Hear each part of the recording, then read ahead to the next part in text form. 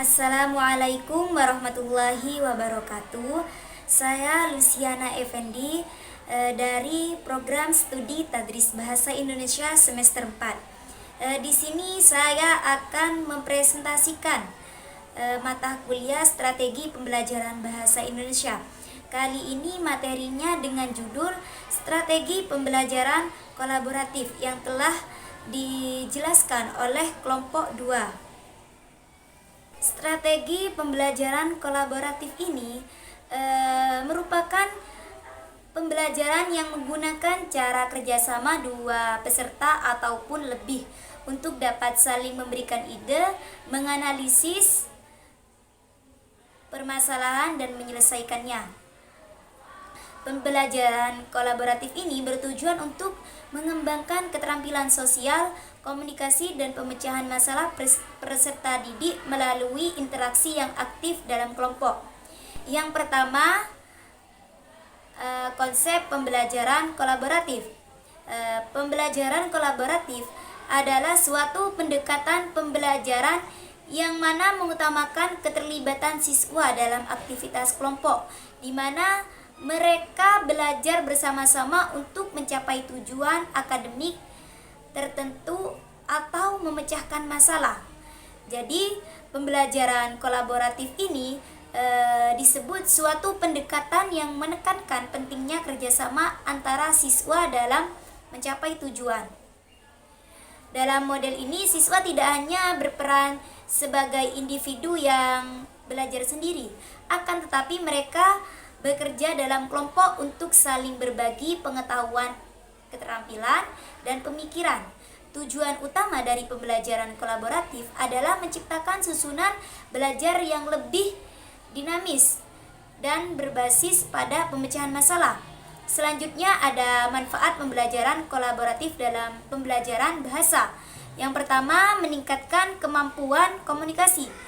Pembelajaran kolaboratif ini merupakan kesempatan bagi siswa untuk berlatih keterampilan komunikasi, baik secara lisan maupun tertulis.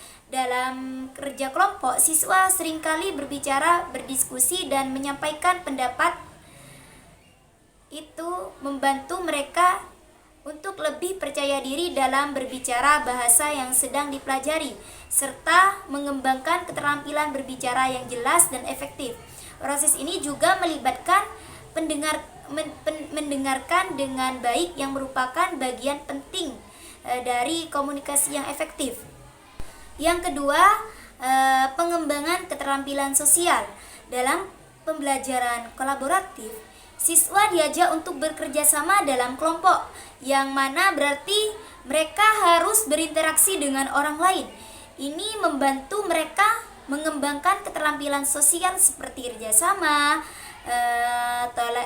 toleransi hidup, perbedaan, dan kemampuan untuk menyelesaikan konflik secara konstruktif. Siswa juga belajar bagaimana mendukung teman sekelas mereka, memberi dan menerima umpan balik, serta bekerja dalam situasi yang memerlukan kompromi. Yang ketiga, meningkatkan pemahaman dan penerapan bahasa. Melalui kolaborasi, siswa dapat berdiskusi mengenai materi bahasa yang sedang dipelajari, seperti struktur kalimat, kosakata, atau tata bahasa. Dengan saling berbagi pemahaman, siswa bisa lebih mudah memahami konsep yang sulit. Selain itu, mereka dapat melihat bagaimana teman-temannya menerapkan bahasa dan konteks berbeda, yang menampakkan pemahaman sendiri dan memberikan contoh penerapan bahasa yang lebih nyata dalam situasi kehidupan sehari-hari. Yang keempat, meningkatkan motivasi dan keterlibatan. Pembelajaran kolaboratif sering kali lebih menyenangkan dan menginspirasi siswa untuk terlibat aktif dalam proses belajar. Ketika siswa bekerja sama untuk mencapai tujuan bersama, mereka cenderung merasa lebih termotivasi. Faktor sosial ini seperti berbagai hasil atau bekerja menuju kesuksesan kelompok dalam membuat mereka lebih antusias dan berkomitmen untuk belajar lebih baik. Selain itu, suasana yang saling mendukung jadi meningkatkan rasa percaya diri siswa. Yang kelima, mengasah kemampuan berpikir kritis. Kolaborasi ini dapat mendorong. Yang kelima, mengasah kemampuan berpikir kritis. Kolaborasi ini dalam kelompok mendorong siswa untuk berpikir kritis karena di situ mereka harus mempertimbangkan berbagai pandangan atau solusi yang mungkin berbeda. Mereka belajar untuk mengevaluasi informasi, mengajukan pertanyaan, dan membuat keputusan bersama berdasarkan diskusi yang mendalam. Dalam konteks pembelajaran bahasa ini bisa berarti menganalisis penggunaan bahasa dalam situasi tertentu atau merayakan perbaikan dalam penggunaan bahasa teman-teman mereka. Dengan demikian, kemampuan berpikir kritis mereka terus berkembang. Yang keenam, meningkatkan hasil belajar. Pembelajaran kolaboratif dapat meningkatkan hasil belajar karena siswa lebih banyak terlibat dalam pembelajaran aktif. Ketika siswa bekerja dalam kelompok, mereka lebih sering saling membantu dan memotivasi satu sama lain untuk mencapai tujuan pembelajaran. Jadi pembelajaran ini juga memberikan kesempatan bagi siswa untuk mendalami materi secara lebih mendalam melalui diskusi yang pada gilirannya meningkatkan pemahaman mereka. Selanjutnya, pembelajaran kolaboratif. Yang pertama ada Jigsaw.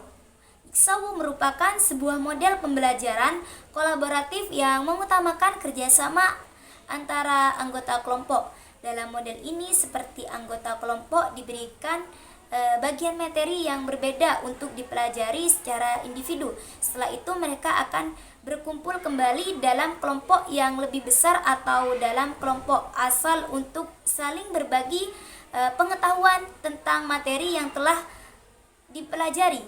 Tujuan utama dari model ini adalah agar setiap anggota kelompok saling mengandalkan satu sama lain untuk memperoleh pemahaman yang utuh mengenai materi yang dipelajari.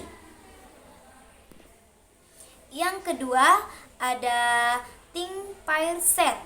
Think, Pair, Share ini adalah model pembelajaran yang melibatkan 3 tahap interaksi antara siswa yang bertujuan untuk meningkatkan keterlibatan dan pemahaman mereka terhadap materi yang diajarkan. Think merupakan artinya berpikir. Pada tahap pertama, guru memberikan masalah atau pertanyaan kepada siswa, diminta untuk berpikir secara individu untuk beberapa saat mengenai masalah tersebut. Selama tahap ini, siswa diharapkan untuk merenung dan mempertimbangkan berbagai perspektif atau solusi terhadap pertanyaan yang diberikan. Tujuannya adalah untuk memberikan kesempatan kepada setiap siswa untuk menggores pikiran mereka sebelum berbagi pendapat dengan orang lain. Selanjutnya pair, yang artinya berpasangan. Setelah tahap berpikir individu, siswa kemudian diminta untuk berpasangan dengan teman sebaya mereka atau yang disebut dengan kelompok. Mereka berbagi pemikiran atau jawaban yang telah mereka dipikirkan secara individu. Diskusi ini memungkinkan mereka untuk saling bertukar ide, memperjelas pemahaman, dan memberikan kesempatan untuk mendengar pendapat orang lain yang bisa memperkaya pandangan mereka. Selanjutnya, share, yang artinya berbagi. Pada tahap terakhir, siswa telah berdiskusi dalam pasangan, kemudian diminta untuk berbagi diskusi mereka dengan seluruh kelas. Guru bisa memilih beberapa pasangan untuk mempresentasikan jadi pendapat mereka atau bahkan memfasilitasi diskusi kelompok besar. Tahap ini memberikan kesempatan bagi siswa untuk mendengarkan berbagai pandangan, meningkatkan pemahaman kolektif, dan pemahaman mereka melalui diskusi yang berbeda. Dengan tahap ini, Think Pair Share bertujuan untuk mendorong siswa berpikir secara mendalam, interaksi secara sosial dan dengan teman sebayanya, dan mengembangkan pemahaman yang lebih baik tentang materi yang sedang dibahas. Model ini juga meningkatkan rasa percaya diri siswa dalam menyampaikan pendapat mereka. Selanjutnya ada Group Investigation. Group Investigation ini atau yang disebut dengan GI adalah model pembelajaran yang mengutamakan kerjasama kelompok untuk memecahkan masalah atau menyelidiki topik tertentu. Model ini berfokus pada keterlibatan aktif siswa dalam proses pembelajaran dengan cara memperlakukan penyelidikan secara mendalam dan kolaboratif. Selanjutnya, teknik memfasilitasi pembelajaran kolaboratif.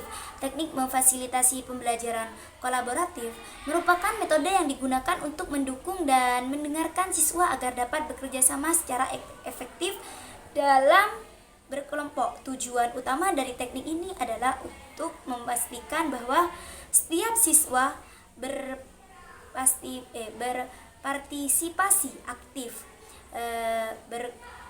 serta memperoleh manfaat dari interaksi dengan teman-temannya. Itu saja yang dapat saya sampaikan. Kurang lebihnya, assalamualaikum warahmatullahi wabarakatuh.